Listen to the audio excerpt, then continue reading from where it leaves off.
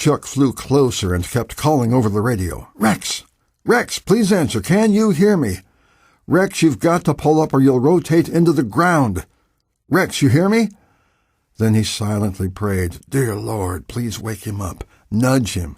Get him on those controls."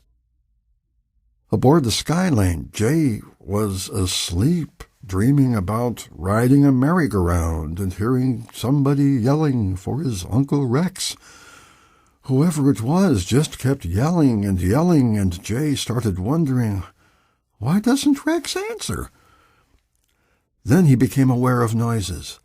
The rush of wind, a loud engine revving and shaking, metallic vibrations and rattles getting louder and louder. Jay felt sick, like he'd been on the merry-go-round too long. "Rex!" There was that voice again. "Rex, please answer me."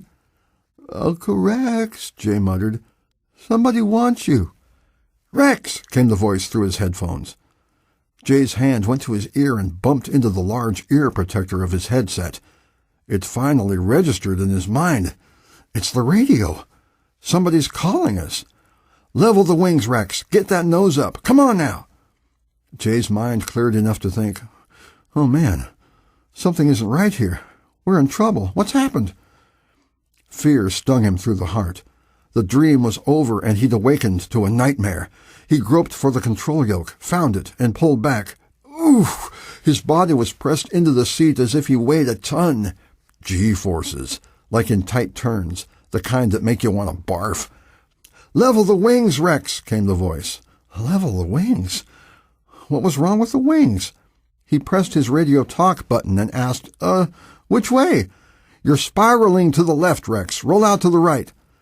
Jay cranked the yoke to the right. Ooh, G-forces again. I'm going to barf, I just know it. Chuck saw the Skylane snap out of the turn and then swoop skyward like a barn swallow, climbing, slowing, climbing, slowing more, hanging from the propeller. "Get the nose down, Rex. You're going to stall." Jay shoved the yoke forward. Oh, he felt like his stomach was in his throat. The plane went over the top of the climb and nosed down, going into the same sickening left spiral. Sweat was trickling down Chuck's face. He felt he was watching the death of Rex Kramer being played out before his very eyes. "Level the wings, Rex. You're spiraling." "Which way?" came a voice through Chuck's headphones. Suddenly Chuck realized it wasn't Rex Kramer's voice. It must be Rex's nephew. "Level the wings. Get the plane level."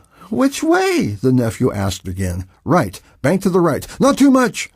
The Skylane teetered to the right and swooped upward again the moment the wings were level. "Full throttle. Ease the yoke forward. Get the nose down." The Skylane went into a dive again. No! Can't this kid see what he's doing? This was just like a ride on the world's biggest roller coaster, and Jay was getting sicker and sicker. His stomach was churning. He could feel that awful tingling around his jaws that usually came just before the sudden loss of a meal. He drew in some deep breaths and rubbed his eyes with a free hand. If only he could see! Something kept blocking his vision, sweat or blood or his hair or something. All around him the Yank's frame, skin, and engine were roaring, vibrating, screaming louder and louder. "Pull back the power," came the voice through his headset. "You're going to overspeed." He reached out blindly, groping for the throttle knob somewhere down to his left. He found a knob and yanked it out as far as it would go. The engine calmed. The noise settled. On what was usually a quiet street in a neighborhood south of Seattle, a retired mailman and his wife were enjoying a lemonade in their backyard when they heard an aircraft engine come closer, and then suddenly quit, leaving only a rushing, windy sound. The man rose from his lawn chair and looked up at the sky through the tops of his fruit trees. Whoosh! An airplane swooped so low over their yard the wind from its wings made the fruit trees tremble. "Get the nose up. Ease it back slowly." Jay pulled. He could feel himself press into the seat again. The roller coaster was going up another hill. The retired mailman fell to the ground, scared out of his wits. His wife screamed. The airplane just missed the roof of their house and soared upward into the sky again, the engine still quiet.